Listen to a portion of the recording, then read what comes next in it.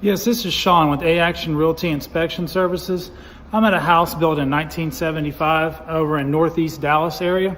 Just going to show you potential buyers exactly what we look for home inspection, and showing what I've got a little unusual situation here on this property, but I'm gonna talk you through it and show you what we're looking for. First of all, we have a new electrical panel installed here in the garage, and by the looks of it, it looks fairly good. It's a square D panel. It's 125 amp. It's bonded correctly, and it appears that there's all copper wiring installed in the property, and the wiring looks like it's fairly new.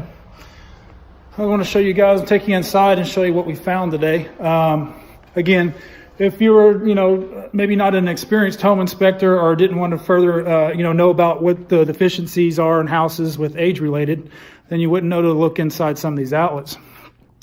We come to some of the outlets, take a couple switch covers off, pulled off the outlet, and we have some aluminum wiring here installed on copper only receptacles.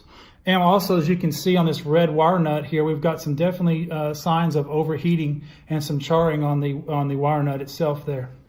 As well as we go on down to the receptacle outlet, we have copper as well. We have aluminum installed on a copper only receptacle as well. So we're going to go ahead and further, have the client get this further evaluated by a licensed electrician to kind of put the correct type of connectors on it or pigtail it correctly, or at the very minimum, it should have aluminum rated receptacles and switches with antioxidant grease installed on it.